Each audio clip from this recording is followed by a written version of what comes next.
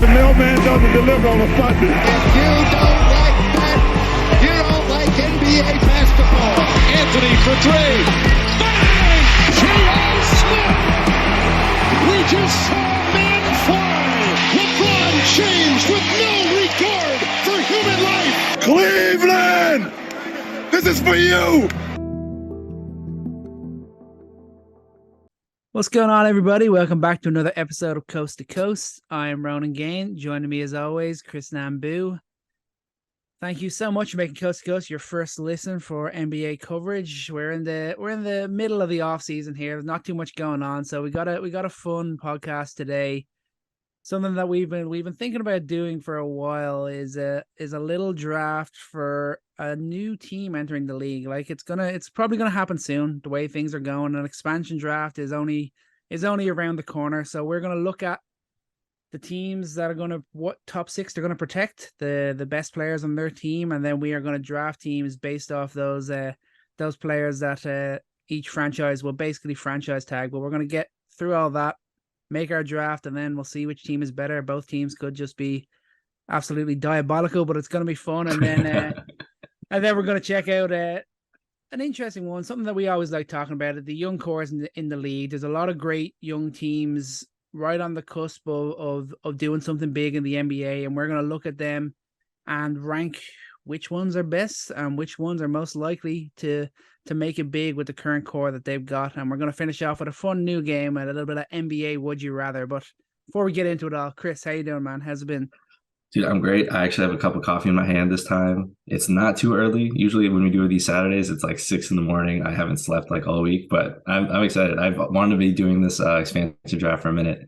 And who knows? I mean, Adam Silver talked about the tournament, 2 years ago? And then now we got a tournament this year, which we'll get off topic for 2 seconds as we usually do. Quick reaction. Good, bad, What's your thoughts on that tournament, the format of it? What are we talking about? The in-season tournament? Yeah. I think it's going to be similar to the play-in. I think it's going to be just hearing about it and knowing it's going to happen. I'm kind of like, nah, I don't really like it. What's the real point of it? And then I think maybe after we see a year or two of it, we might get a few memorable moments in that, and then you'll start to think about it in a better light. I think it's something to grow on. I trust Adam Silver. He's made good decisions so far, so I believe that it'll come good. But on the face of it right now, I'm kind of like, meh. Yeah, I'm like, because everyone's like, oh, well, LeBron James isn't going to care. Well, of course, LeBron James doesn't care about the regular season. But look for those teams that have like a ton of minimum contract guys, whatever, and they're going to get pretty hyped to win that money in the middle of the season. But yeah, we see that talked about 2 years ago. We got it now. We've heard about an expansion draft happening for the past couple of years. We see how much money the NBA is making. Like, it's only a matter of time. So yeah, I'm pretty excited to see where we come out with this. I don't know if my team's gonna be diabolical. I mean, mine could go either way. I'm definitely reaching with some picks. I have no doubt about that. I'm doing some major reaching with my team. Yeah, well, we're relying on a scouting crew of one, and it's more like half, given our expertise here. But yeah, where do we want to get started here? We'll get into it. We'll take a look at all 30 teams. We'll start out in the East, and we'll look at the top 6 players that each team will get to keep. No questions asked. I made this list now, so Chris is going to make his call, see if there's any major changes that need to be made. I'm going to give him 3 videos, and he's going to have to use them wisely, but I will also say that if there's any major obvious mistakes that I've made, which is definitely possible, we'll just change and we won't count one of his videos. So let's start. Let's get going. Here we got Atlanta Hawks and the Boston Celtics. What are you thinking here? I think it's pretty accurate for the Hawks. One point of contention that the Hawks may have is like how much do they value Bey versus AJ Griffin, and that will be a tough one for sure. Because I mean, Sadiq's great, and Griffin still has an injury history and is just showing flashes right now. I mean, Celtics, that's spot on. I mean, I think it'll be tough for them to lose Al Horford, because I think that's a guy, if they do an expansion, like that's probably the best guy you can get into a locker room who can still play. Only got a year left on his deal. No vetoes will be wasted here. No. Yeah. I think that's fair. Next, we got Brooklyn and Charlotte. Another Brooklyn's kind of an interesting one. I'm hoping you're gonna do what I think you're gonna do when you see Brooklyn. Look, I'm thinking about it, but what if Cam Thomas learns how to play basketball? Like, he's such a talented scorer. He's such a electric player. Like, if he's a guy who just matures in the league, give him a couple of years, maybe that's a serious offensive weapon.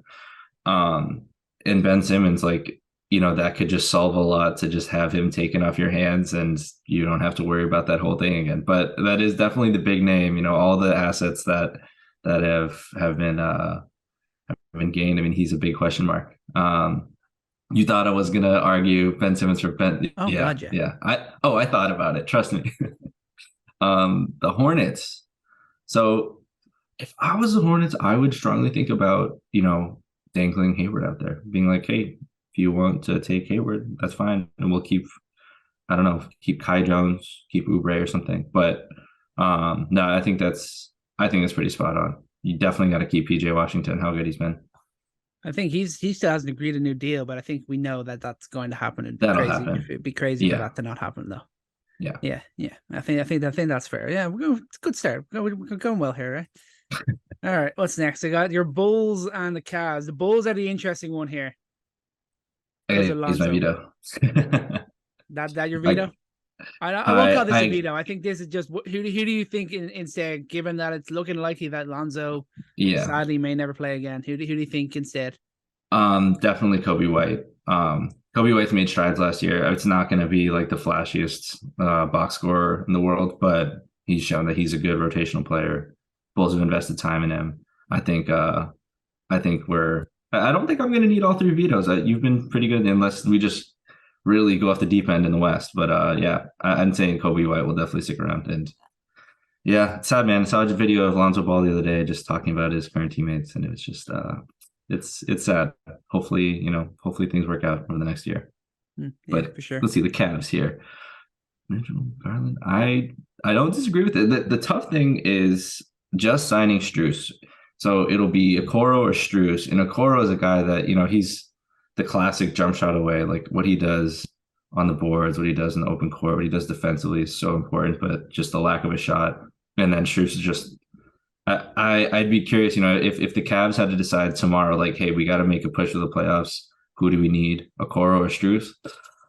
I think they pick Strus, but I don't think I'm going to veto that, because if you're thinking long-term, you don't want to lose a young guy like that either. Yeah, I think that's fair. That one's definitely the one that I think could go either way. Mm-hmm. Especially they made the move to sign Strus. That's a position that they wanted to fill, and they believe that he's going to be the guy to be able to fill it. So I think that will be a tough decision for them to make. But I think the age of Okoro, I think what he does bring, and the pluses of him are just might just edge it for him. But it would definitely be a big call for them to have to make. You know what I might do here? I might use one veto as the Cavs manager and say, I want Max Strus over Karis LeVert. I'm using my veto. Okay. And the reason why, just looking at this, I want to empower Mitchell, Garland, and keep Okoro around defensively in the playoffs, keep his energy, and keep the floor space. They need that shooter. They need that so badly. And I think that would have really given them more success in the postseason last year. Yeah, right, so I got two left. That's fair. I like that. I think that's a good call. I think you've made a smart decision there. You're definitely starting off using your vetoes wisely. Good work out of you. All right, we got the Pistons and the Pacers up next. Another interesting one was the Pacers. The Pistons obviously have a lot of talent there, but I think I did all right with the Pistons there. But the Pacers, I think, is one where you might have a couple of other guys that could have made the list. The Pistons are tough with, and this is a long-term question too, and I'm sure we'll get into it when we talk about the young teams, but deciding what to do with Duren and Wiseman is weird, and they've put themselves in this situation now. So I guess if you're going to keep this experiment going, you have two highly talented bigs. You might as well just try and figure it out.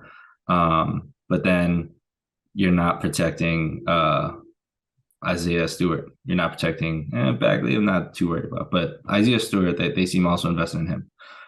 Pacers, you love your Obi Toppin. I mean, I'm seeing a little Knicks bias here. I I don't know what's going on there because they just drafted this guy named Jarris Walker, who I think in Summer League, we didn't get a chance to talk about him yet, but in Summer League, dude, I mean, he looked absolutely the part.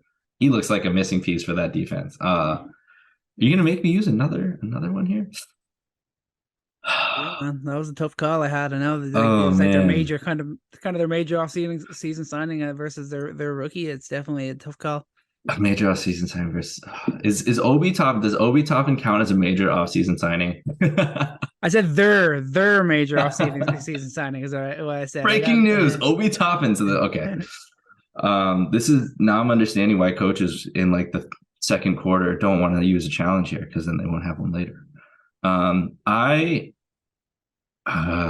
do I have faith in you to not believe in young guys for these other teams. I'm gonna use another veto. I need Jarris Walker on the Pacers, man. I think that is he even this season will be such a big reason for their defense to get better. And we saw throughout many stretches of the season where their offense was like, I mean, top 5, top 10 with their shooting. Obviously they couldn't sustain that as a young team, but if you're looking what Obi Toppin brings to the table, which is it's excellent. I mean, he has such great potential as a floor spacer, such great potential as a cutter, and that does a lot for this team that loves to pass. Jarris Walker still defensively will do more.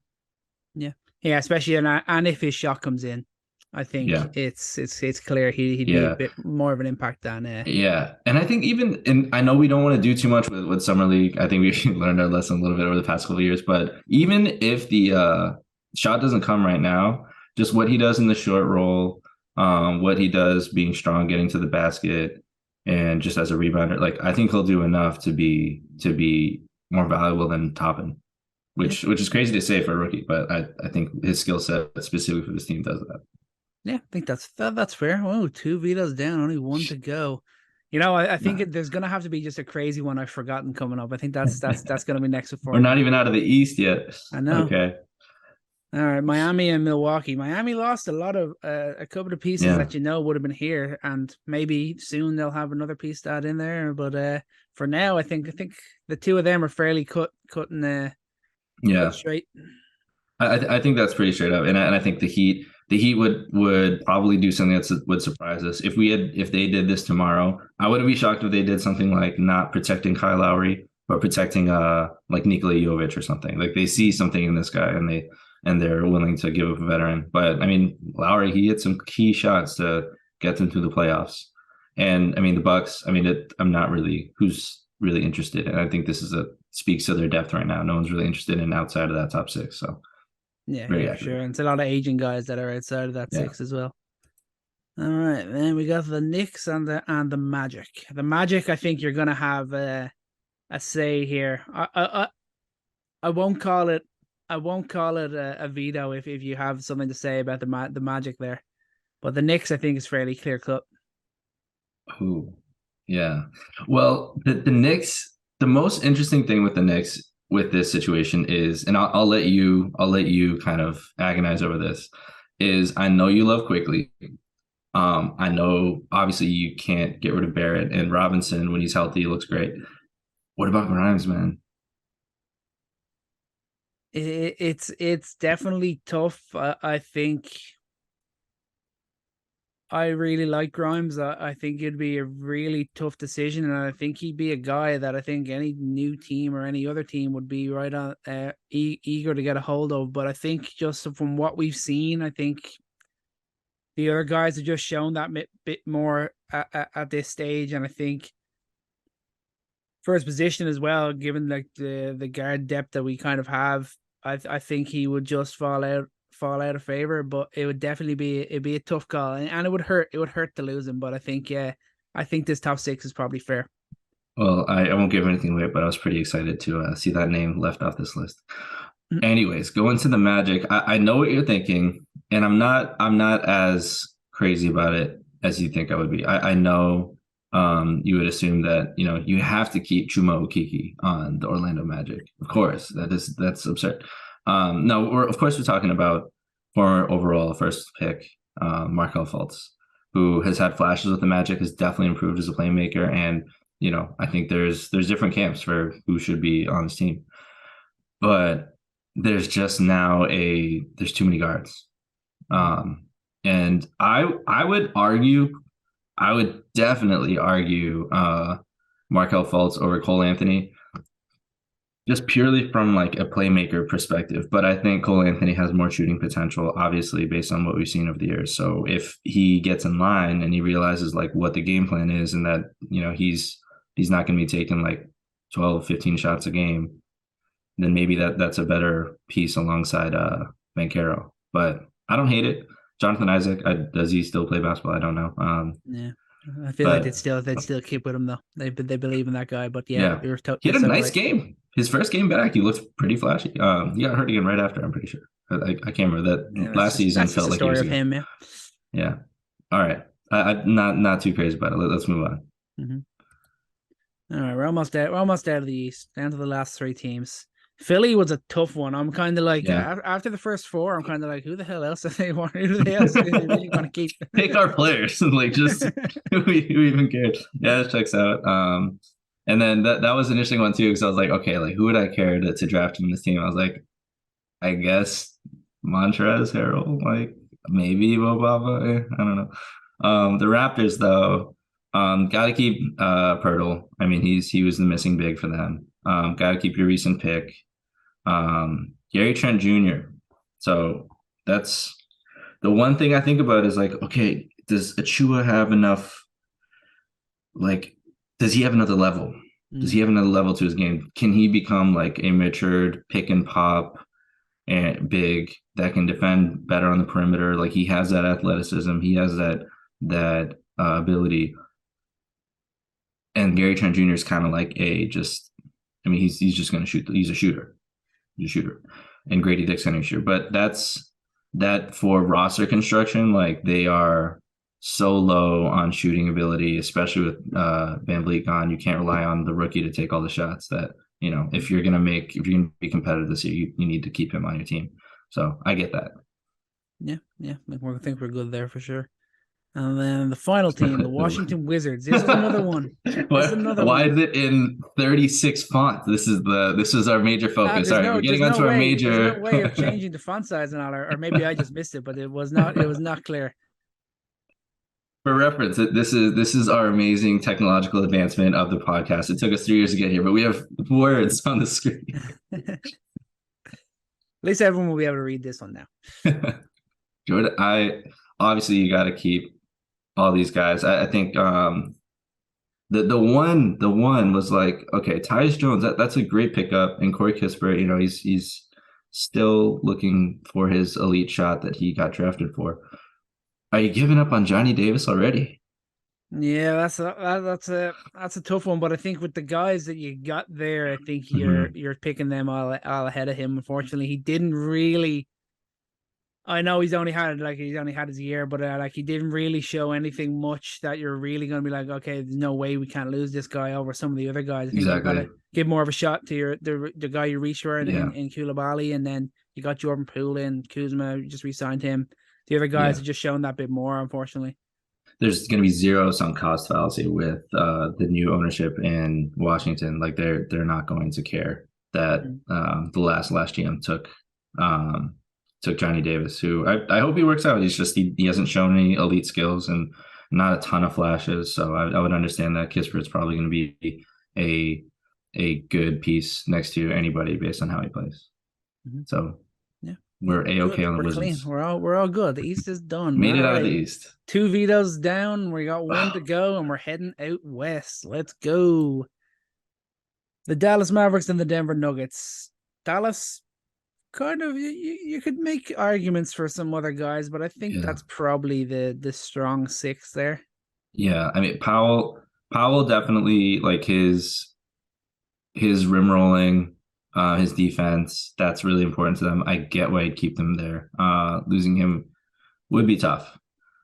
I think they would hate to lose Josh Green. And I think, but you'd also hate to lose the tantalizing prospect of Jaden Hardy really developing into like a true, like 30-minute per game NBA player. If Jaden Hardy puts it together to be like a full-time rotational player like that's a really good 6-man.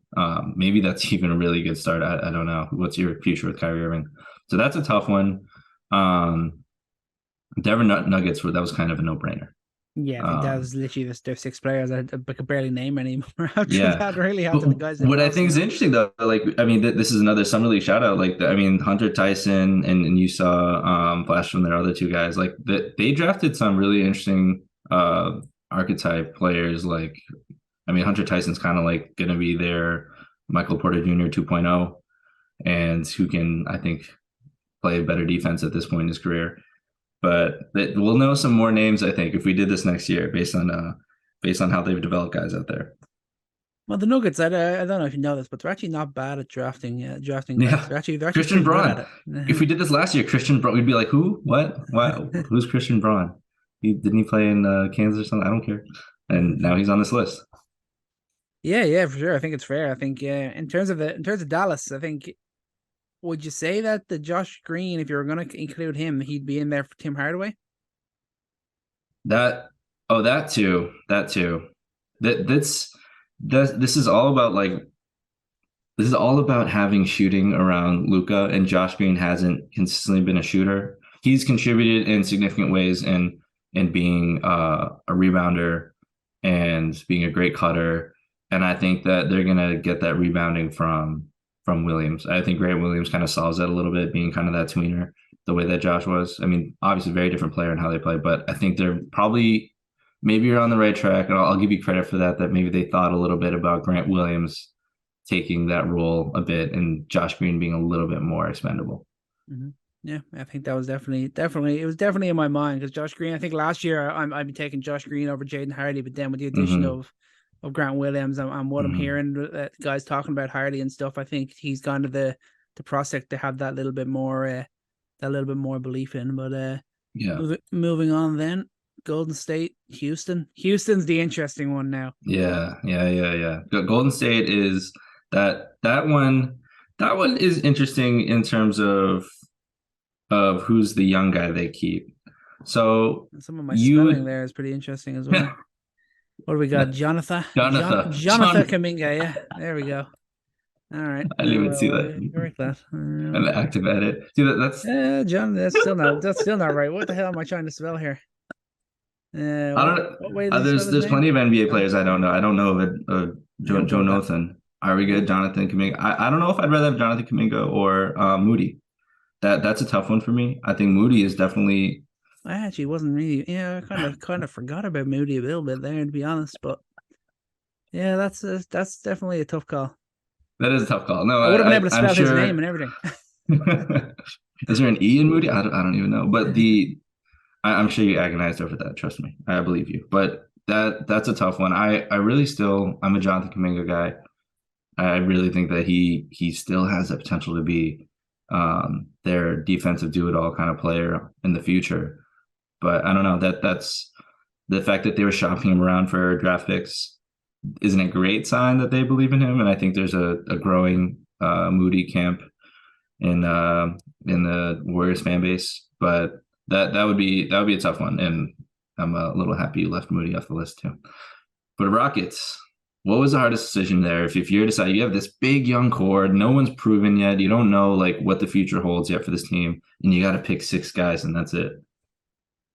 Yeah, obviously it's really tough, and they've just signed Mr. Dylan Brooks to a massive contract, and I didn't include him on this list. I don't know if I would though. Yeah, that's what I'm thinking, especially what we've just seen from Cam Whitmore. Or like I keep saying, he's the wild card. He can go either way, but you gotta keep him if you're the Houston Rockets. I think that's got to happen. I think Van Vliet, you're going to get in there. He's your vet guy. He's going to deliver. You know what you're going to get from him.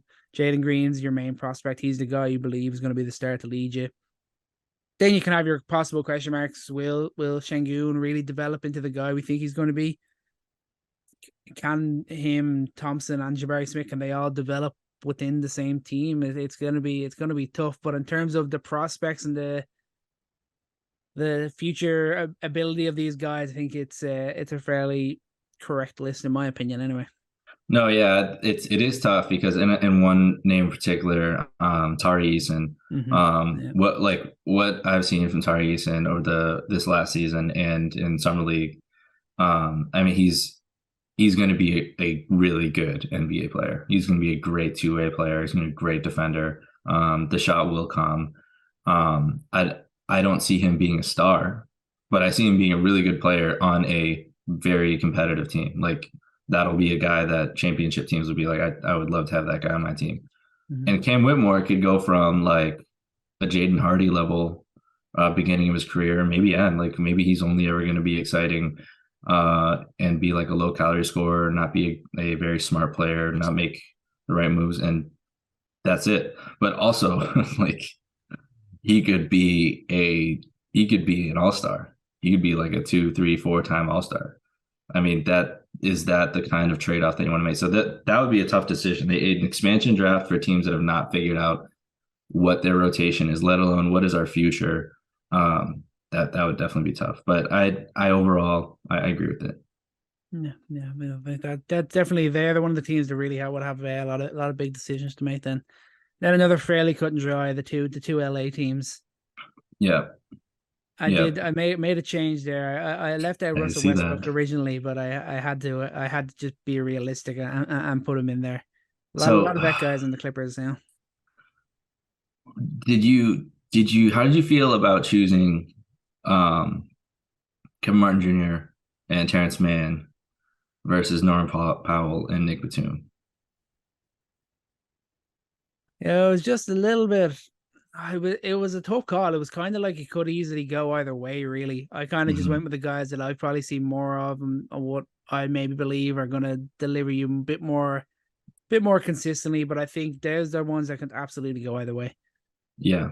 You don't know. I mean, I don't know if this one could go definitely so many different ways because I wouldn't be surprised too if they actually did this, if they protected Terrence Mann instead of Russell Westbrook, because they're like, okay, who's going to draft Russell Westbrook? I don't know. I actually, is that a change you made? Yeah, I definitely was thinking like, what if I had an expansion team and just built it around Russell Westbrook? Like what kind of, I would put butts in seats and it would be pretty exciting. You know, you're not going to win anything the first year, but that would be pretty fun.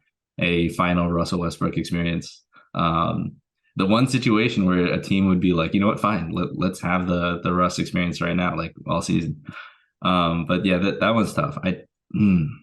I might have to go back and do a veto, but that's it. That's maybe those are the guys they'd probably rock with in a condensed playoff scenario, because you don't know what you're necessarily going to get out of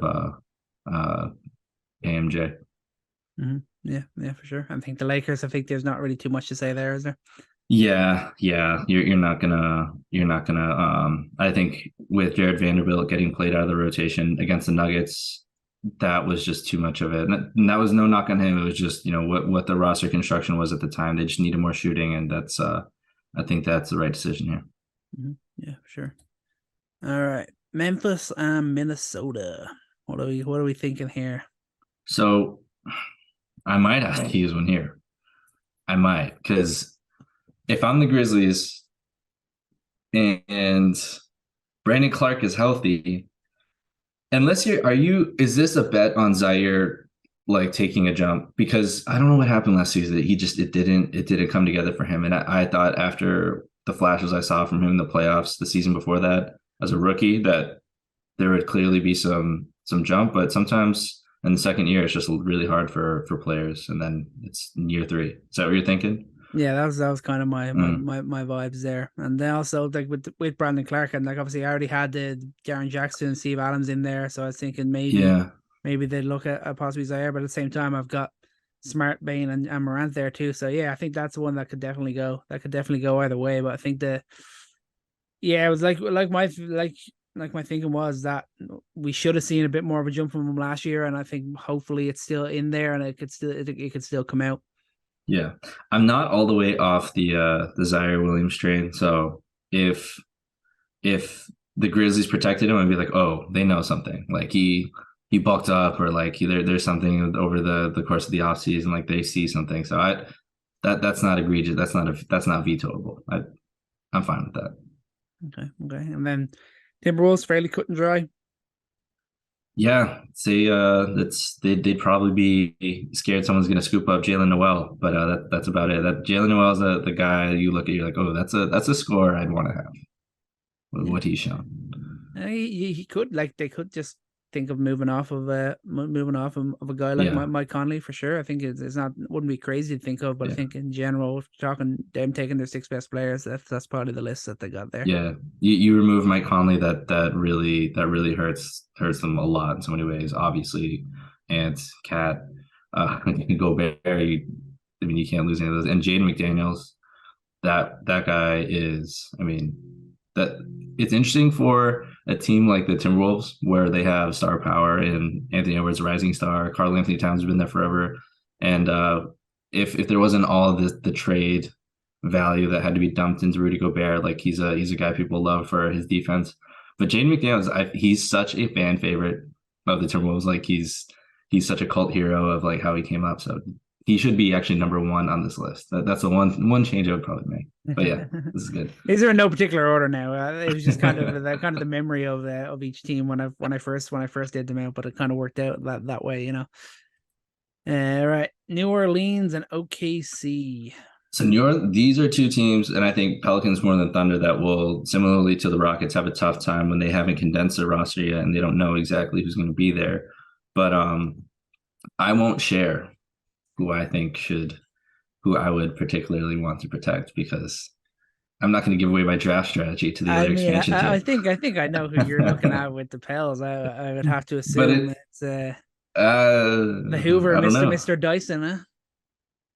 I don't know who that is, but never heard of him. But the Pelicans are definitely, they have, I mean, even Kira Lewis, like a guy who has unfortunately just had some injuries and not had a chance to really get minutes on the floor.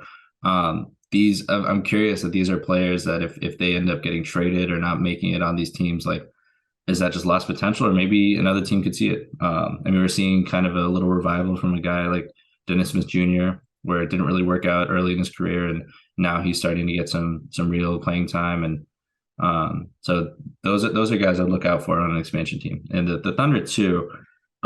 This one is interesting. Tell me about your Jalen Williams decision. Oh, well, of course, it was just to keep things very confusing. That was kind of the only reason. That's what they're all about, really. Did you see the interview where they're talking to Jalen Williams and they're talking to Jalen Williams, and then the lady was like, no disrespect, but I'm not talking to the Jalen Williams, and I was like, whoa, did you see that? Did you see that? Just complete disrespect. That was crazy. But Jalen Williams, shout out. You are also a Jalen Williams. You're also a good basketball player, but I don't know if I'd protect you. Why do you protect me? The potential's still there. I think there was no one screaming out to me that definitely should be in there over him. That was kind of my main thinking of it, to be honest. We have only seen a flash of him, and no other guy would be really like, oh yeah, he's definitely like, who has the Bertans? They're gonna make sure they have him or anyone else like Poku. It's kind of tough to think of who they definitely would take over. That was kind of the thinking there. There's definitely other guys. I think it could go multiple different ways. He was just the guy that I went with really in there. Okay. Let me put it to you this way. And this will be another Summer League shout out. What's the kind of archetype that you think the Thunder are missing? Like a player, if you can develop a player, just throw him on that team when you got like 3 playmakers on that team. What's the exact kind of player? And I feel like we think very similarly like this. I mean, I just think they need a knockdown shooter right here. Did you see Cason Wallace was an absolute flamethrower? Like when I was watching him in summer, I was like, oh my God, this is the exact kind of player that the Thunder need right now. The exact kind of player. I'm going to use my last veto, and I'm going to put Cason Wallace in there instead of Jalen Williams. No disrespect, Jalen Williams, but like he's got a lot of potential as a tweener. He's got a lot of athleticism, great rebounder, really strong body, and I think he'll make it in this league. But Cason Wallace, I mean, again, it's summer league. We've tried really not to go too crazy. How am I spelling Cason Wallace now? So that's the other question now. Is it? This is only for my entertainment. Let's just have you spell Cason Wallace. All right, I'm gonna go Cason. Is that all right? So close. It's a C. It's a So C. there's actually a lot of confusion. It was first it was All right. Kaysen, then it was Kasan, and then apparently it's technically Kaysan, but he goes by Kaysen. So it is Kaysen Wallace with the C. But yeah, very excited for him on that team. I think, maybe it won't happen his rookie year, but he looks like a very confident, very talented shooter. Yeah, okay, cool. I like that. Yeah, that's definitely an addition that they need for sure. And hopefully, if that's not just a flash in summer league and something that he can bring into the team, that's definitely a guy that the Thunder will would look to build around. But yeah, all three vetoes done there, and I like them all. I think they're all very fair. There wasn't crazy. There's nothing I'd be majorly disagreeing with there. I think I think you've been right on. You were definitely calculated and smart with your vetoes there for sure. I'm always calculated and smart running. Phoenix and Portland. Phoenix, it's kind of tough with all the kind of the minimum deals they've got and everything. You could definitely. I think the top five is probably set. But I think in terms of like the sixth spot, you could have Gordon, you could have Watanabe, you could have multiple different guys in there for sure. Mm-hmm. Yeah, the Bowl hype is insane. And I see you falling into the bowl trap, but I'll let you get away with it because I've already used all my vetoes. But I love you putting Josh Okogie there. Thank you. That makes that better. And that's all I'll say about that. The Blazers, can you imagine a hilarious scenario where they still have not come to a trade and they're like, you know what, Dame, you don't want to make business work. You just want to be difficult. Well, you're going to get sent to the new expansion team. We're not going to protect you. We'll send you to where, and we haven't even chosen those cities yet. We'll reveal that in a second. But yeah, that would be pretty funny. Obviously, that list makes a lot of sense. Didn't think about Nasir Little. I have to add that to my draft board here. But yeah. Yeah, that was the only thing I think. Just the ultimate, even the value as a trade piece, and thinking that sort of way, and the overall potential. I think he might just not make it on the list. But you could make the argument he could slip in there for a Nurkic or for possibly even Shaedon Sharpe. As much as I believe Shaedon Sharpe will come good, there's not edit that out, Ronan. Edit that out. I'm not saying that. I'm just saying I do believe in Shaedon Sharpe. I believe he's going to be a great player for the Blazers in the future. But maybe they're seeing something that I'm not seeing, and seeing what why people are doubting Shaedon Sharpe. That's all. Ronan's going off script. Consider Little for Shaedon Sharpe. All right, let's move on quick. Yeah, we forgot about that. That didn't happen. All right, Sacramento and San Antonio. Yeah, I mean this is the tough one. You got to keep these guys together. This is the core, and it's just tough to see to dangle Harrison Barnes out there. He's been valuable for them, especially in the locker room. But this is the right list for sure. And the Spurs, that's probably my only thing is you want the shooting, and you this is more so okay. What do you actually think that someone would take Trey Jones? Maybe not, and you want to make sure that you're keeping your shooters on there, and Bullock and Champagnie, who hopefully what we're seeing in summer league that's real. That's real shooting. It looks real. Size shooting. But yeah, I'd agree with this list. Maybe Trey Jones is my only maybe I'd want to make sure I keep my future point guard around. But he also hasn't been the point guard of their dreams necessarily. So yeah, it's probably a fair list. The Spurs are another one where you could definitely see a few guys that could switch around there. They've got a lot of young talent, a lot of guys that we haven't really gotten to see enough of to really judge on what their future is going to be in this league. And now here's another whopper one, the final team. The Utah Jazz. Okay. This is interesting because I know you wanted to put Colin Sexton first. I know the first player you thought of in the entire NBA to protect was Colin Sexton and no one else. Why would you even spend 2 hours making protections when it's just about protecting Colin Sexton? But they would probably protect him. I'm curious. I would not be surprised if they protected Ochai Agbaji or THD over Colin Sexton, even though I think Colin Sexton's a technically better player. It hasn't worked out the way I thought it would. Really, that's maybe surprising is not the right word. Disappointing is definitely the word. Because I thought he would be just coming out with a vengeance. and it just did not predict the Lowry Markkanen resurgence. But yeah, this is probably the right list. Keontae George, fun summer league player too. Yeah, for sure. I think Sexton was one. I was just like, it was definitely my bias towards Colin Sexton for sure. Got him in that list. Just have we seen enough from Ochai Agbaji? Is THT like, is he not kind of a similar sort of mold as Colin Sexton? So it's definitely I get where you're coming from there, but I think it's probably a fair enough list there for me. I think obviously not speaking with any bias, not like I made the list or anything like that, you know. But I think that's gonna do it. That's all 30 teams. That's all the protections, and now it's time that we go ahead and, well, first we'll reveal our cities. Chris, go first. What city are you bringing the expansion to? Obvious. We gotta bring a team to Seattle. Like, Seattle's got to have a team like that. That is such a market that's not been taken advantage of. The people there just love their Sonics. To bring the Sonics back to Seattle would be amazing. And I think they'd be the type of fan base that would be patient with a rebuilding process, and I wouldn't necessarily have to draft a Russell Westbrook to get people into seats.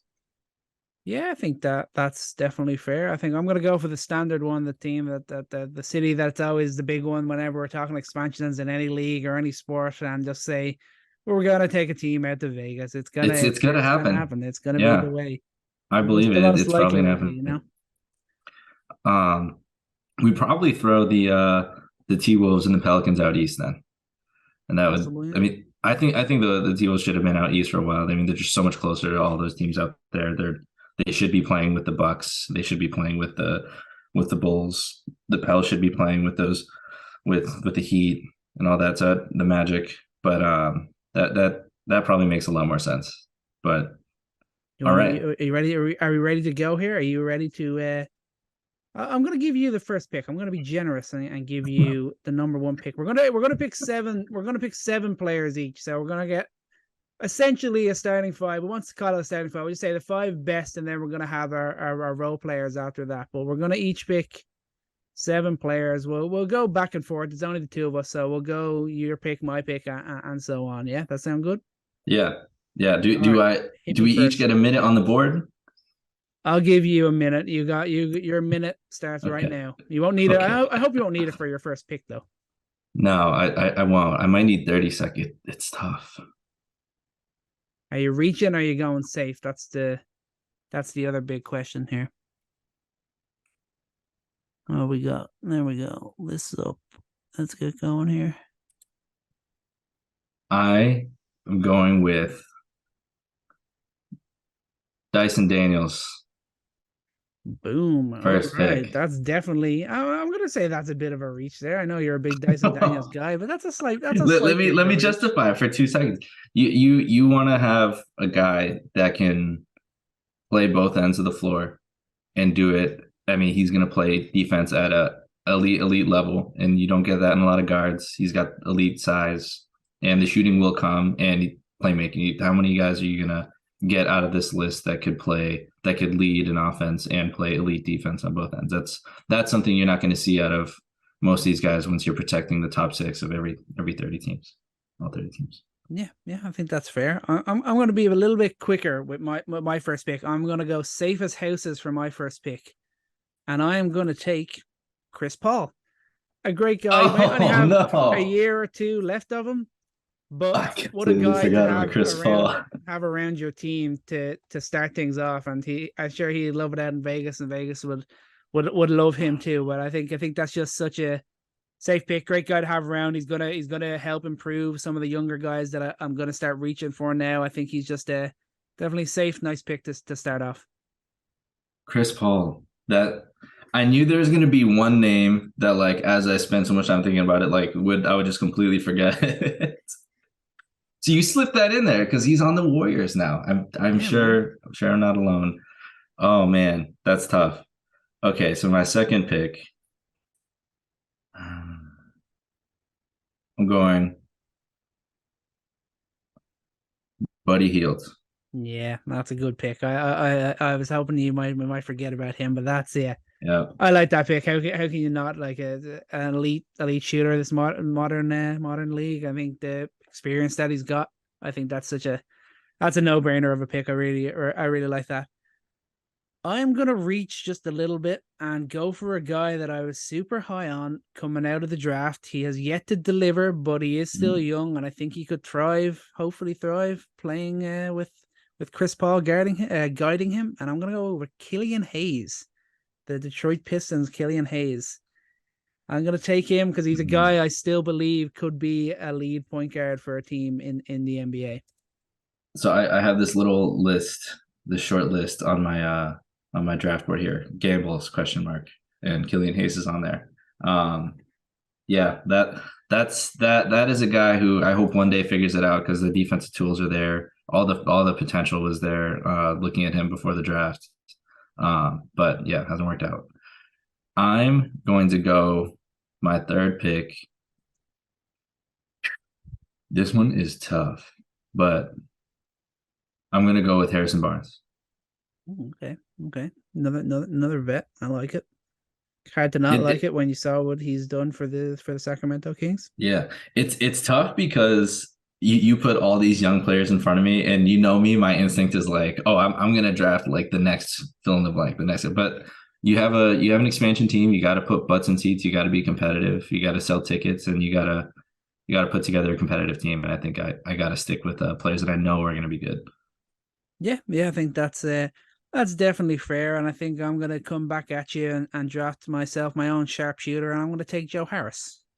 Harris. Gotta have yeah. a serious 3-point shooter in your team, and I think he definitely fits that mold. And he gets back healthy this year, he's gonna be looked at as one of the prime 3-point shooters in the entire NBA. I think he's a guy I need on my team, especially playing alongside a guy like Killian Hayes. That's a really good one. Oh, that's tough.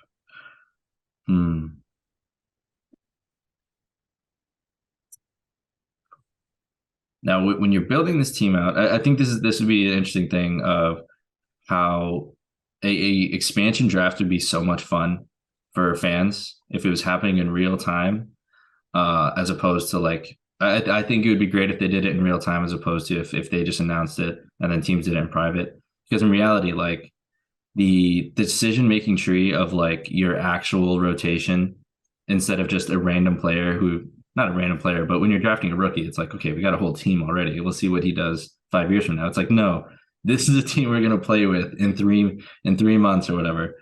But looking at having a playmaker, a shooter, a two-way forward, guy who's going to space the floor a bit, good rebounder. I feel like I do need to invest in a big at this point. It's not all just about best player available. And I'm going to go with Onyeka Okongwu. Interesting. Yeah, that's an interesting pick now. I think he's a guy on the Hawks who hasn't had enough playing time next to Clint Capella. You've seen what he can do. You were so close with that spelling. What did I miss? The use an O. But I'm surprised you came that close, to be honest. Like, it's pretty good. Where's my O? Okongwu. Oh, Okong. Yeah. Okong. Yeah, there we go. Yeah, that was close enough. I'm pretty happy to have him as my starting big. You've seen the flashes he has defending guys like Giannis, defending bigs in the post, and being a rim runner, being a vertical threat, lob threat. So I'm happy with that. Yeah, I think that's a good pick. I'm gonna come at you with another kind of hybrid big, kind of a big, kind of not a big, and take a guy we mentioned when we were talking about the protections, and take Precious Achiuwa. I think he's a guy I'm gonna bring into my team. Like you said, there's still that bit of potential there. Whether it comes to fruition or not still remains to be seen. But he's definitely shown enough that he's definitely worth taking a shot with, and worth kind of having as part of probably the starting lineup here. I think. He's definitely a very interesting piece moving forward, and a guy that definitely has. Oh, well, I've spelled that wrong now. Where are we going? You should have practiced your spelling a little bit before we did this. Before we have live live typing on the screen. This is a lot of pressure. A lot of pressure. Yeah, that's close. It kind of looks like it anyway. I'm pretty sure that's it. I'm pretty sure. We'll play with it. But yeah, I like that pick. I think he's a good. Maybe he wouldn't be able to be your starting big just size wise, but I think he's definitely a guy that can play as a small five and definitely be a good player on the team. Yeah, Chris Paul definitely needs bigs to pick and pop with to operate in pick and roll. Precious still needs to work a little bit on the rolling aspect of it, but as a pick and pop big, I think that's definitely a lot of potential there. So I got my big, got my forward, I got my starting guard. Now I need a wing. I need a good wing. It's gonna play both ends. It's gonna be able to shoot as well. So I love this idea of surrounding Dyson Daniels with shooters. A nice rolling big. I think I gotta go with Moses Moody. Okay. I'm stuck between Moses Moody and another guy on the Hawks. But Moses Moody's my guy. I think when he's gotten time with the Warriors, I mean he's shown a lot, both ends of the floor, also being aggressive getting the paint. I think he's a guy also that could pop if he got more potential, more playing time, which is why you leaving him off with Jonathan Kuminga. I think half of the fan base would be like, oh, good. I love Jonathan Kuminga. The other half would be screaming upset that they are not protecting this guy, because I think he could be very good.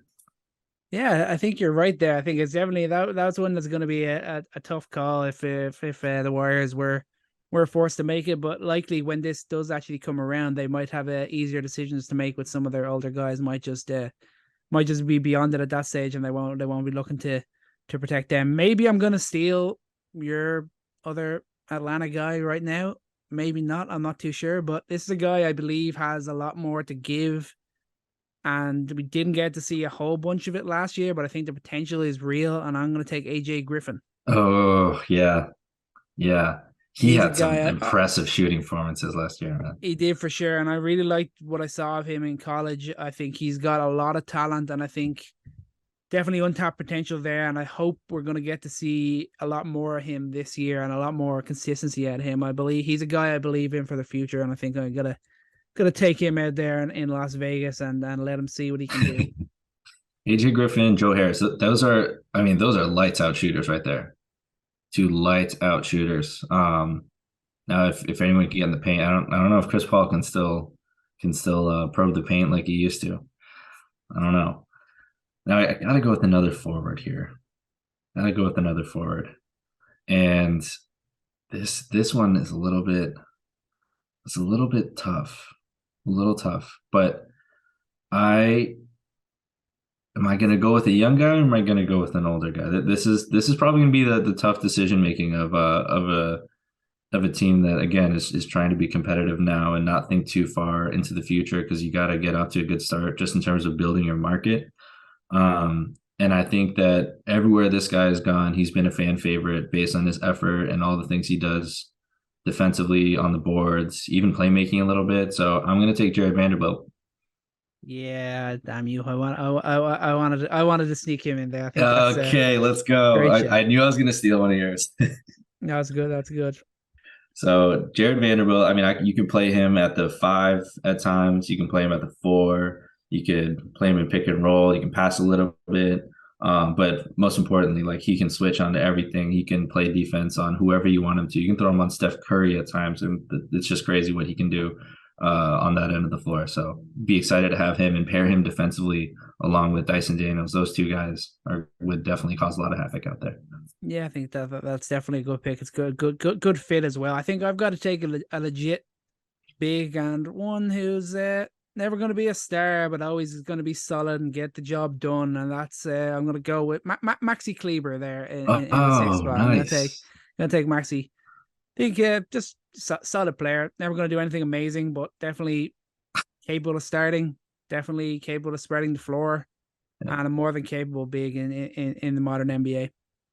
The shining praise of Ronan Gaine. Never going to do anything amazing, but just solid. I do like Maxi Kleber. I mean, defensively, I will give Maxi a shout out though for what he does defensively. Great drop defender and capable at times switch defender. Maybe not as much as Jason Kidd wants him to do it, but just Any kind of big that can shoot the way that he does, and the versatility he has on defense. I mean, that's a guy that you'd want. Any concerns about your team with your last pick? I'm a little concerned you don't have a guy that can really roll to the rim with Chris Paul. I don't know. I don't know how this is gonna work out here. I think that's fair. I might have to find that in the draft that year with my team, because I don't think my last pick is going to be the guy that's going to change that either. and that is true. We're only doing seven players, and I'm sure they would pick the full 12. You gotta have to, with the last pick, you really gotta just take a swing, and you gotta like think big, and you gotta think about, most potential, right? I'm gonna swing for the fences here. This would be the reclamation project of a generation. I want Ben Simmons. I knew it. I knew you were going to get Ben Simmons. I want Ben Simmons to come to Seattle, and I want him to figure it out. And I envision a team that is not going to be able to shoot very well, but just the defensive potential of Ben Simmons, Jared Vanderbilt, and Dyson Daniels all on the same team. That's a team that's going to play tough. That's a team that's going to play fast out in the open floor, especially with Okongwu, with shooters like Moody and Hield, guys like Barnes. I think Simmons has a chance with a team like this to be the guy that he's meant to be the focal point of an offense and really facilitate. And he can do that alongside Dyson Daniels. Yes, Dyson Daniels can develop his shot. I think that defensively this could be a top 5 defense I just put together here on the whim. Yeah. I mean, you're not wrong. I think that the potential is definitely there. I'm a little bit disappointed that you didn't take Kenny Lofton Jr. in your team now. I'm not going to lie to you. I'm signing him to a 2-way immediately after that. I'm signing him to a 2-way if that's allowed. If there's a 2-way contracts I'm allowed to steal from other teams. I'm tempted to reach with my last pick, but I think I'm torn between a couple of guys that we mentioned when we were talking about the top 6 for each team, and that could possibly get in could possibly sneak in. But I think I'm going to take my boy out from New York. I'm going to take Quentin Grimes. He's a guy, nice. He's a guy I really like. I think there's definitely a lot more to come from him, and I think he could be a nice fit within my already fairly guard heavy team. But I think he could still find a way to have a positive impact, especially if I'm looking at Chris Paul's not playing as much minutes as he has done over the last few years. I think he could be a nice fit, especially alongside Killian Hayes. I like the little combo there. Yeah, defensively, Hayes and Grimes. I mean that's a great another combination there. Yeah. One day I'll learn how to spell all these names. Where am I going here? We gotta, guys, to give him a break. This is the first time we've had to type in public. I don't know if I've ever had to type in public. That's tough. The pressure's on there. You have to get these names right, and it's just I should have been better prepared, but it's hard to prepare when I don't know the names that are going to come up. But the defensive combination there: Killian Hayes, Quentin Grimes. Killian can figure it out offensively. Grimes has already showed that he's really growing to be a catch and shoot guy and really makes quick decisions. I mean, he'd fit in there seamlessly. I was stuck between Grimes and Moody. I believe in Moody's potential a little bit more. I think I know what Quentin Grimes is going to become. He's going to become a really good 2-way player, great defensive guy, great shooter. But I think Moses Moody could become more. I think Moses Moody could with his size and with his ability to get to the basket, which surprises me at times. I think I had to choose him over him. Yeah, I think that's fair. Whose team's taking it? What do we think? Your team's tiny. Your team's tiny. Chris Paul is going to get destroyed by Dyson Daniels. They're shooting, though. The shooting's tough. And Precious versus Okongwu. I don't think you have a rim protector. Yeah, I'm relying heavily on Maxi Kleber to kind of fill that role, which isn't great. How's that going in Dallas, dude? Yeah, my big man scope was not doing too well here, but yeah, I think it'd be an interesting battle now if these two teams went head to head. I think the shooting that I've got versus the defense and size that you've got, I think it'd be a close game. I think that'll be fun. You see that over a 7-game series? I think we'd have some fun there. Well, I'll tell you what, we'll do a 2K sim and we'll see who wins a 7-game series. You put out your top five, and I'll put out my top five and see what happens. Easy. Las Vegas has it. That's where it's at. Come on, we know we got this. But I mean, oh man, that was fun. That was cool. That doing that ourselves makes me excited to see it happen in the flesh and blood. Hopefully, it's not too far away. I'd be surprised if it was. I think we could only be maybe this time next year. We could even be looking at it. You think so? It's not far away at all. There's definitely the places to bring it. There's definitely the money within the league to think that it's a smart idea. So I think this is going to be just around the corner, and I think the people in charge will definitely do a much worse job than we did. I think we nailed it here.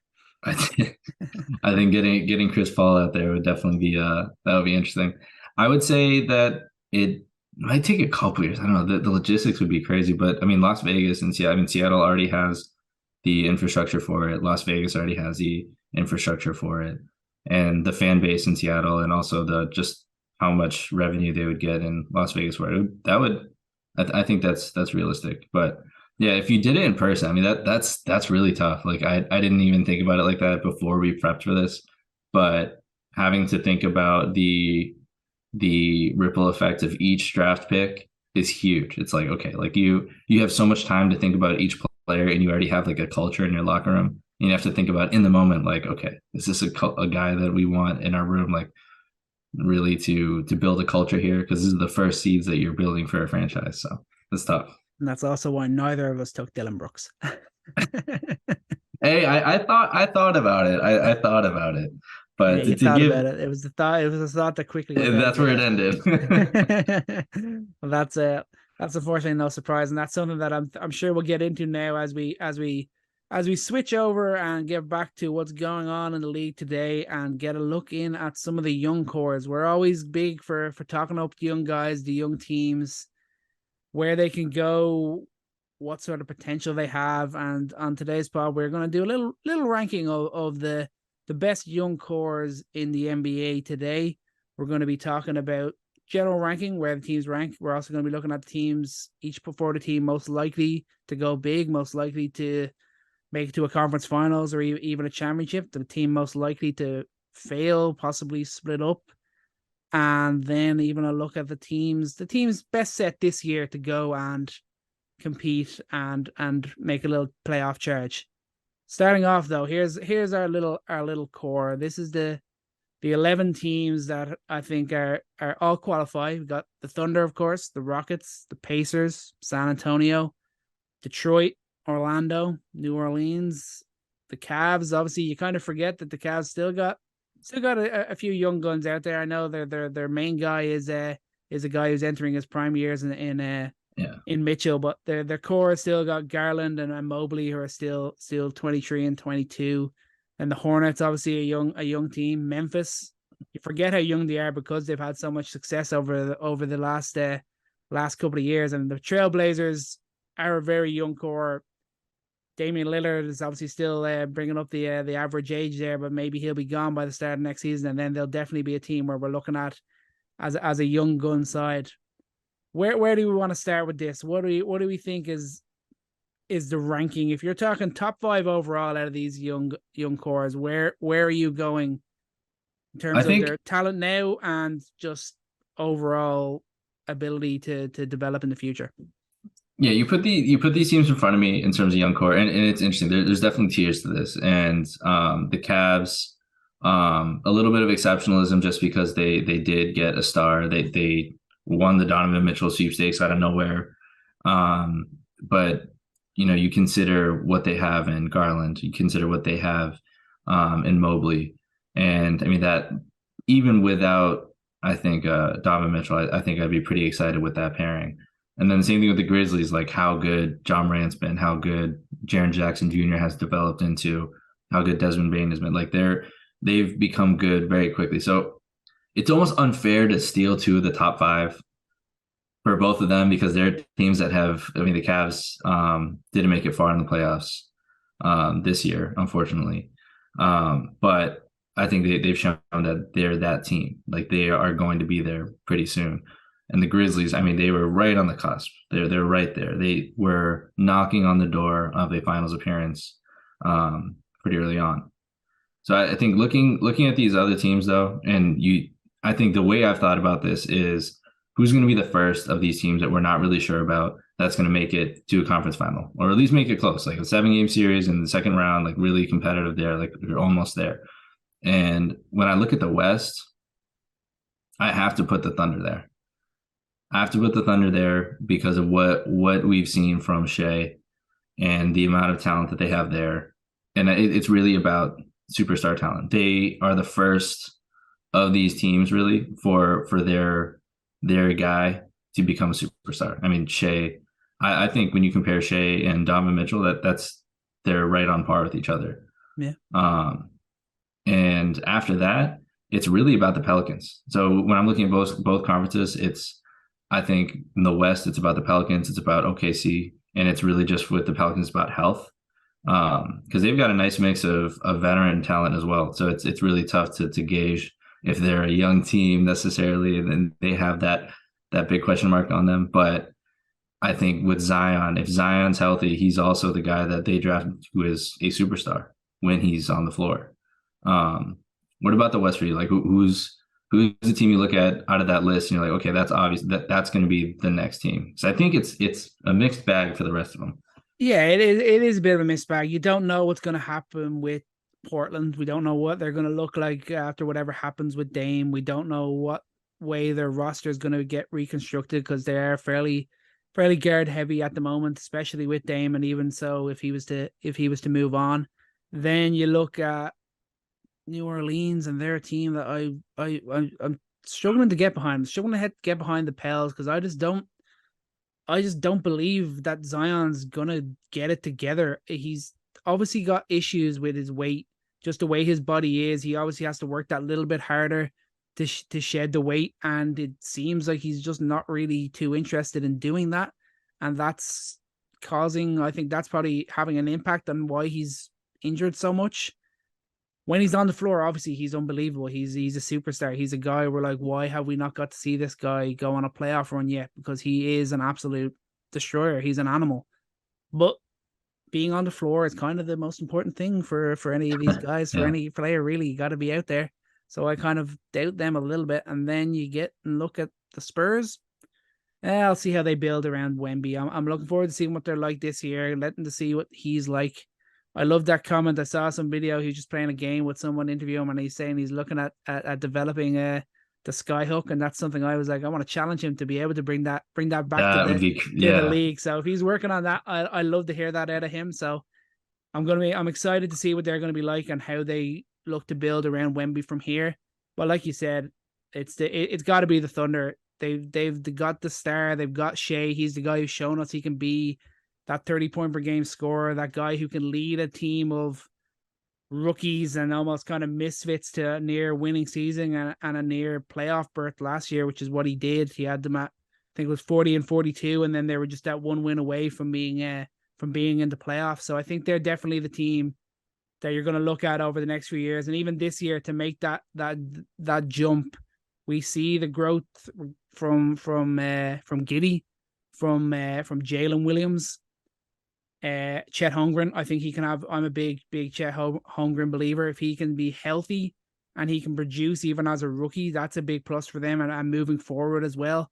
So I think the depth of talent that they have, the fact that they've got their star in Shea, I think they're definitely the team you have to look at. And then the ultimate question mark for me is the Houston Rockets. What are you thinking on them? They're a team there. You're like, there's a lot of young talent. How are they all going to be able to develop into something great there? But if they can refine it and they can kind of almost focus on a core of like 3 of those guys almost, and they've added a couple of vets so far, it's going to be interesting to see where they go moving forward. So that is, now we're getting ahead because that's when we're thinking about the teams that are going to be successful sooner than later in terms of like they got their core together, they're competing. They were the last team I had, and that's not for lack of talent. That's for almost too much talent and too much redundant talent. Yeah. And when I look at the Rockets, I mean, I look at Jalen Green first and foremost, a guy who I think has potential to be, one of the best shooting guards in the league, like a top 5 shooting guard, top 3 shooting guard. but not a guy who's ever going to necessarily be an engine of an offense, because the instinct to be a playmaker is just not his number one skill. And then you look at a guy like Cam Whitmore, who, again, I don't think it's crazy. I'm trying to justify myself here. Just won the MVP of the summer league, and that doesn't mean a lot. But when you just look at the just raw athleticism out there, and also the shot, I mean, the shot isn't perfect, but the shot is definitely there. And you look at his ball handling ability, it does need work, but he does have the handles, and he does have the strength to get. He just has all the tools to do very similar things in a different way to Jalen Green. So you have two explosive scorers there. I think the question really for them, in terms of being this team that has too many scorers, too many guys that need the ball in their hands, that would want more, that classic dilemma, is Amen Thompson. And I think that it's become very clear that the Thompson twins are very, very well-developed basketball players. Like, they know how to play in a team system. They really know how to move the ball. They know how to make the right pass and not just look for assist numbers, hold the ball too long like that. If Amen Thompson is this elite facilitator that we think he can be, elite defender that he clearly is motivated to be, that solves a lot of problems. But he's a rookie, and Jalen Green, this is going to be his third year, I want to say. So at what point does Amen Thompson fix that? And he can't fix all of that. And then at what point does the defensive deficiencies kind of fall to Şengün, who's your other talented guy? So a lot of roster questions come into focus once one guy starts to make it. So if Jalen Green makes an all-star game where he's like right there, he's like a 25, 5-5 guy, then it's going to be like, okay, well, what do you do? Like, maybe you don't really fit next to this is our guy. Or if that happens with Amen Thompson, like, well, we really need a guy who can be a lob threat, because he's so good at throwing lobs, and we need to make sure that Amen Thompson. So there's going to be a time where not all these guys are going to fit, because it's not perfect. And I think that's just the inevitable reality. And they just have to figure out who's going to be the guy. So when we think about a team that's going to break up, unfortunately, I think that's kind of the one right there. And you don't know when you break up a team, like if Cam Whitmore is not on this team in the future, or Şengün is not, do they just blossom somewhere else because they had another team had the opportunity to build around them a little bit more seamlessly, which would be disappointing. But I think that's kind of the reality over the next 5 years for this squad. Yeah, that's probably fair. Then what if we think? I got someone beeping a horn. I don't know if you're picking that up, but they really disagree with that statement. they were not happy at all about the Houston Rockets breaking up. But if we're talking number one team out west, I think we both got OKC. Yeah, I think they're kind of the main ones. We're kind of leaving out the Cavs and the Grizzlies because they're kind of on a level. They've already made it. Yeah, above. I expect them to be there. Yeah. Yeah, and then out east, I think for me, it's clearly the Indiana Pacers. Yeah, it is for sure. I'm such a believer in Tyrese Halliburton. There's a lot of pressure on whether or not Mathurin can become that efficient 20-point per game scorer, because that's going to be a difference maker for them. He's got to be there. Look, you're looking at it. He's probably going to be the lead scorer on this team. That should be, I'd say that's what his motivation is. I think that's what he wants to do. He's got that dog in him. He's got that aggression. He wants to score the basketball. He wants to get to the line. We saw that really scored at a decent level, getting to the free throw line in his rookie year. Efficiency wise, obviously he struggled, but if he kind of can push up to even being like a 48 and like 35, 36 sort of player this year and bump that points up to either side of 20, I think that'd be a huge jump for him and a huge jump for this team as a whole. Obviously, Walker can come in, be that missing piece that they need on defense. And if his shot comes as well, that is just crazy. That's going to be such a plus for them.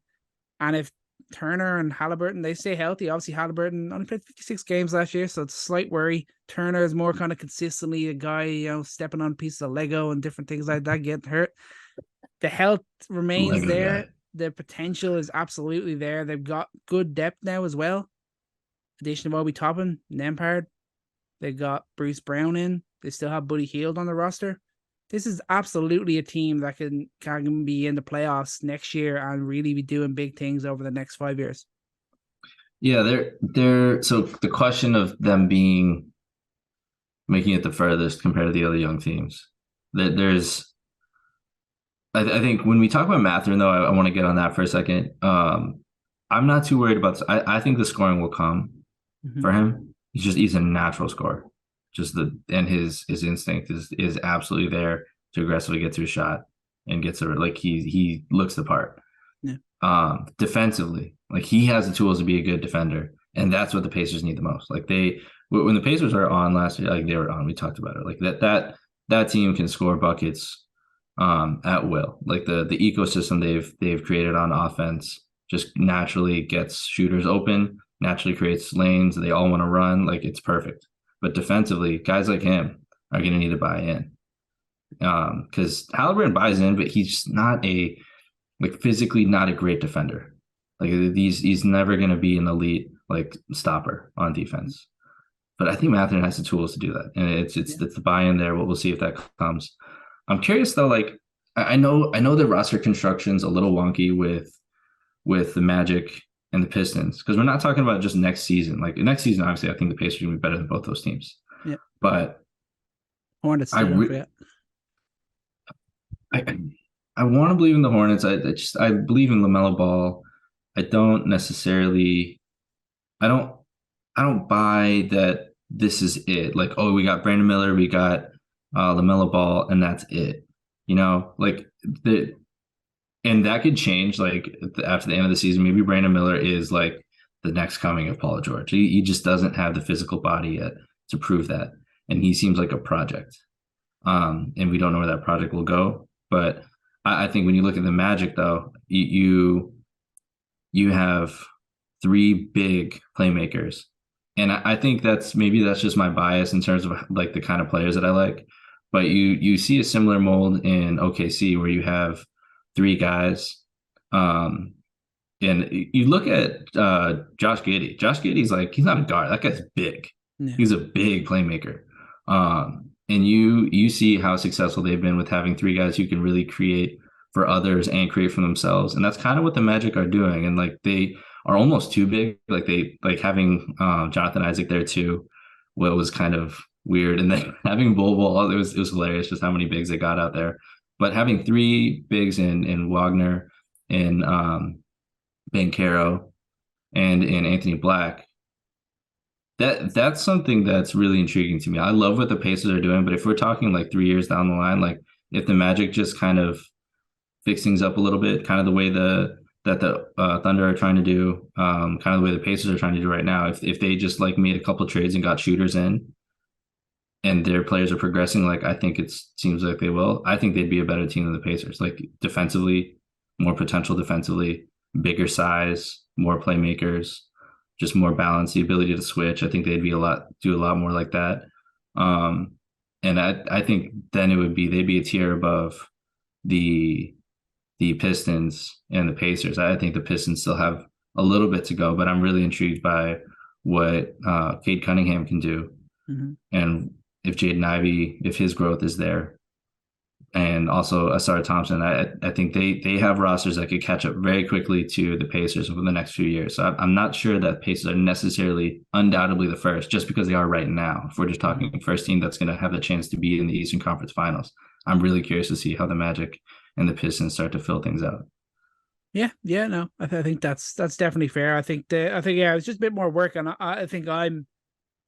I still believe the Pacers are going to be the better team if we're looking over the next 3 to 5 years. I think we're going to see the growth out of their guys. I think we're going to see the impact that guys like Brown can have, Obi Toppin, what sort of growth we're going to see from them part. It's going to be interesting to see what the most consistent starting lineup comes out of Indiana next year, and if that's something to look at moving forward. The Magic, I feel they just still have a lot of work to do to figure out the roster and really get it humming. Obviously, time is on their side, no doubt. They've got the young core. They had the time to be able to do this, but they have struggled to do so in the past. So maybe why could it be fully believing that they're going to do it now?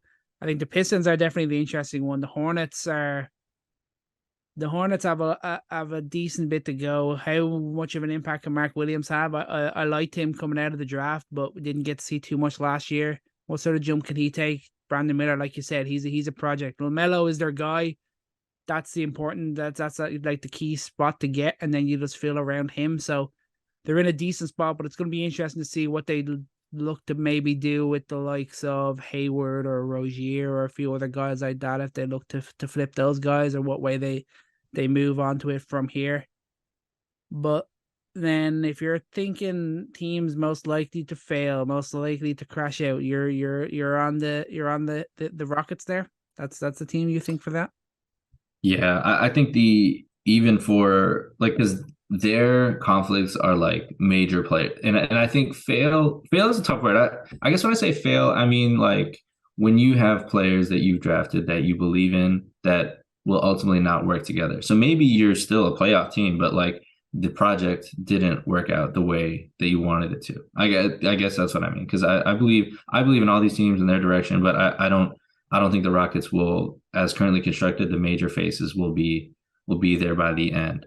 And I failed to mention also Jabari Smith for them, how much he could really improve this season and fix a lot defensively. Maybe he would be a reason why Şengün could work. Who apparently Şengün is 7 feet tall now. That's news to me. Everyone seems to grow 2 inches over the summer somehow. But he still wear lifts in his shoes, you know. No, he's 6'11" now without shoes, reportedly. So we'll see. Rumor has it there, yeah. That's what he said. So I mean, in the East, like you look at the contract of the Hornets, like you have a prototypical like big wing in Brandon Miller, a prototypical point guard. You got PJ, who's a great I think stretch 4, and then Mark Williams, a classic rim protecting, rim running. So I mean, there's a squad there that makes sense, that can grow. You don't really need to get off of anyone, just see if they work in their roles. Mm-hmm. And Pistons, I think they have an interesting way of building out, because Cade is a true floor general wing, and then Ivy, what he does as a really aggressive point guard. But then obviously their big rotation is packed, but that's not really a big. You're not really worried about that failing, because if James Wiseman isn't there 2 years from now, that's not a failure. Yeah. That was a project. If he works out so well that it's like, oh, Jalen Duren, he's expendable, then that was the success in getting the better big. So I think there's more pressure on teams like the Rockets to make all their wings work out on that same team, and they're really special, like very fat, like a Jokic-like big, in terms of the offense and the playmaking and the post play, that make it work with him. So that they have the most pressure, I think, to make all to make the band work. There's a lot of instruments, a lot of fun instruments, but there might be too many, and they might be doing the same thing. Yeah, and then two of them are, I kind of look at the outlandish ones that it's possible that it could happen, and you look at the Pelicans and the Grizzlies. Hopefully, the Grizzlies will be fine, but if Ja Morant was to continue on this path that he's on at the moment, that blows up this team, because he is that guy. Like I think Desmond Bane's a great guy to have alongside of a Ja Morant. He's going to shine when the spotlight's not on him. But if you were relying on him to be your be-all and end-all main lead guy, then it kind of dashes away any real hopes of being conference finals or even title contenders. Hopefully Ja's done with it now, but I thought that after he did it the first time and then he went and did it again. He's got a little suspension now, and hopefully then he'll be back on the right track, but you don't really know. But it wouldn't be crazy to think that he goes off on a bit of a trail that doesn't lead to anywhere good for him or the Memphis Grizzlies. And then the Pelicans, like I already said, with Zion, the weight is a big issue for him. He talks about it a lot, but he doesn't seem to want to do that work on it. They can't get him on the floor. They're never going to be this great team. If he's on the floor and they get the growth out of the other pieces that they have around him, Ingram's still there, great talented player, likes of Valanciunas, and other guys. There's a lot of talent there, but they need Zion on the floor to be able to do that. And until I see him on the floor for like 65, 70 games in the season and then a playoff run, I'm never going to believe that he's going to be able to do it. And that ultimately they might just think about trading him. Maybe he'll move on, but it feels like that is a likely situation that could not end in the success that they wanted and should have had. Yeah, they're on the edge. Pelicans are weirdly on the edge with that. They're on the cusp of either being a, like, it's tough in the West, but with him healthy, they looked like a team that could be a dark horse, like championship contender with how deep they were defensively. But yeah, they're weirdly toggling between being one of the top 4 or 5 teams in the West and being a play-in team. And Brandon Ingram, I think he's hit a ceiling that is a really good ceiling. Yeah. But he needs that help from Zion to take this team somewhere else. Yeah, for sure. And then finish it out. Give me a top 5. The core here, you see them all. OKC, Rockets, Pels. You're gonna make me do it. You're gonna make me do your it. Top 5. I wanna hear it. Lay it on. I have to respect the Grizzlies and the Cavs here. You can include. Yeah, I'm gonna exclude them. They've already kind of made it. I have to go with. Are we talking over the next 5 years? What's the year range? Include now. We'll go say star power they've got and potential over the next 5 years. I'm gonna go with. I'm gonna go with first the Magic. Yeah. I'm sorry. After the OKC, so I'm gonna go first OKC. Second, I'm gonna go Magic. Third, I'm gonna go Pistons. Fourth, I'm gonna go Pacers, and then fifth, I'm gonna go Rockets. That's how I'm going there. And my reason for the Pacers is the two-way ability of Mathurin, is how much they get out of Jarris Walker as an offensive player. I don't think he has a high ceiling there. And Miles Turner, we've seen what he can do, but staying healthy as well. I think that there's just what you can do with the kind of 3-headed dragon of 3 big playmakers and surrounding players like that, the two-way potential that they have as well. I think OKC and Magic are on a very interesting path of like kind of making that work. Interesting. I wouldn't have the Magic on my list at all. Ooh, maybe I'm sleeping on them, but I just need to see that a little bit more. Maybe I need to watch them a bit more to believe in that a little bit more. For me, I'm taking. I've been talking them up all day, but I got to take the Pacers at number 1. I think they're a team that I really believe in. I believe we're going to see growth from Halliburton. I believe Mathurin's going to become that elite shooter and possibly even a two-way threat. Walker's going to have the defense that they need. I've liked the additions that they've made. I like the roster that they've got at the moment. I believe there is a lot of potential there. So they're my number 1.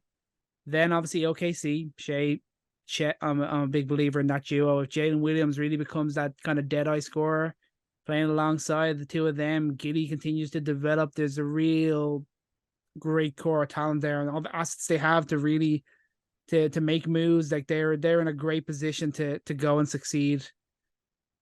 They're at number 2. Number 3, I think I'm gonna go with the Pistons there at number 3. I like the makeup of their team. I'm a big believer in Cade Cunningham. I think he's the guy. He can do it all. He can lead them.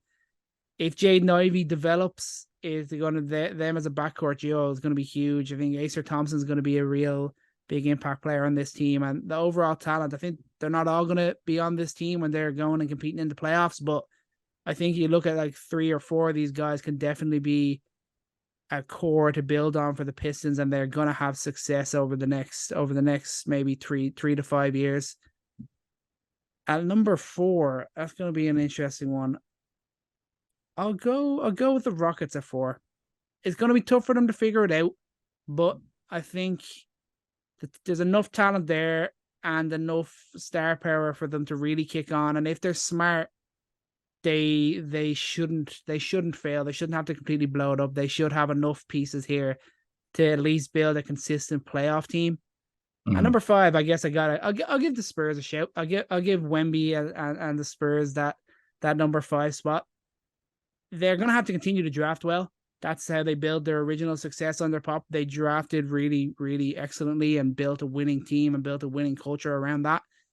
They can continue to do that.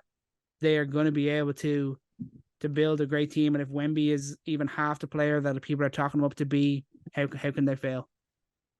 Yeah, I mean, I had to wait and see for Wemby, and I'm sure he's not going to let us down, but we'll wait to see that next year. Because what we've seen out of the teams that we did talk about, I know that we can at least be confident it happens on the floor.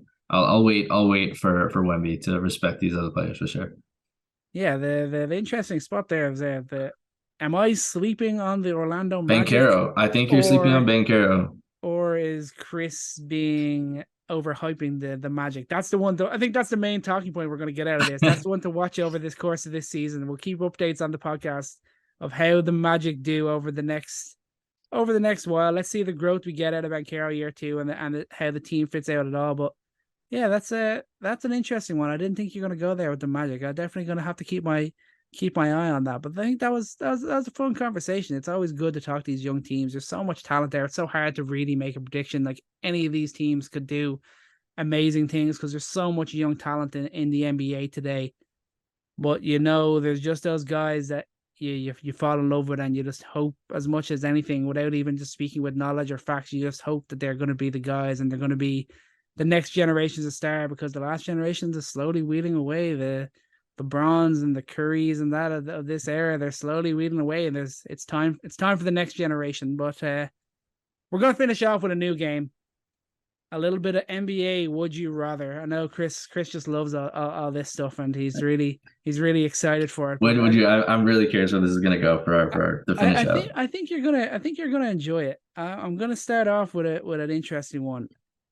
Would you rather have James Harden's career or Tony Parker's? What? That's a question. Who's Tony Parker? Tony Parker, without a doubt. I'll bring up the stats here now. We got James Harden, 1-time MVP, 10-time All-Star, 6-time All-NBA first team, 3-time scoring champ, 2-time assist leader. Known probably as a playoff bust. How many championships? Then you got Tony Parker, 4-time champ, 1-time Finals MVP, 6-time All-Star, 4-time All-NBA, and probably one of the all-time role players in the league. So you're thinking there's no doubt about Tony Parker? Tony Parker's a star. Don't ever call a Tony Parker role player again. Don't ever call a Tony Parker a role player. I would take Tony Parker's career a million times out of a million. Absolutely. That legacy is untarnished, unquestionable. Moving on. Yeah, I like that. I think that's fair. It was just that was almost a gauge of your personality, what side of the coin you might be. I'm a winner, Ronan. I'm a champion. There you go. And now a little bit more interesting one. Would you rather be the GM/president of a team or the head coach? Oh, GM. Absolutely. GM. I mean, coaches last, there's so much pressure on coaches, so much blame on coaches, very little credit. And the management is of player personality always comes down to the coaches. And even though the GM's job is to get the right people in, and that is a fun job, is to really, you're cooking up everything, but you can kind of blame a little bit on the coach. I would not want to have the pressure. That I really don't know how guys like Tom Thibodeau do it for this long. It's insane. Yeah, it's interesting. You look at it as a GM, and obviously you have to decide everything. You make all the big decisions. It's a 24/7, 365-day-a-year job. But there's not as much direct criticism shown at you. You don't have to face the media as much. You usually get a little bit more time in your role than a coach does. Then on the coaching side, you're often the first one to go when things aren't going your way. There's a lot of criticism that you have to face. Or when things go your way. You also get more credit when the team wins. That's another side of it. You get to enjoy it. I think that little bit more. So there's definitely the plus and minuses, but I think you're sticking with the GM side. Yeah, and even when things go well, you have a young team that starts to win, it's like, okay, well, now we need to get a real head coach to win a championship with these guys, and it's like those coaches don't even have a chance to make it. So yeah, I think it's a tough job. More credit to them, guys like Spo, who just guys who stick around that's super impressive. Okay, that's fair. I'll finish off, but I think it will be an easy one for you. Would you rather win 3 league MVPs over the course of your career or 1 ring? What's the circumstances of me winning the ring? Am I on the bench? You are a starter, but not a star. Oh, I'd much rather win a championship. 100%. 100%. I think that's the thing that your Charles Barkley's of the world, they will not talk about being a star, but we'll talk about not winning a championship. And I think that tells you all you need to know. Yeah. Like that is the pinnacle of success, is team success, not individual success. And I think that's my daily life lesson to y'all out there. It's a team sport at the end of the day, so you gotta be rooting for that for those championships. But I think that was good. We'll continue to come up with them over the time. Well, Chris, I like that. I like that. That was good.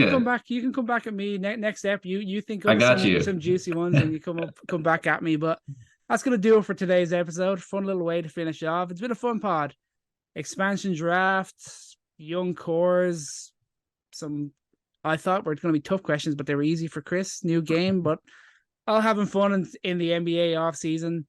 We're going to keep on producing that content, so make sure you keep up to date. We're going to be having lots of fun pods over the course of the summer while there's not too much breaking news or anything like that. But again, thank you so much for listening. If you like what you're hearing, please subscribe, follow us on social media. We are everywhere at Coast to Coast NBA. Most importantly, remember to take every shot and love every moment. Peace out.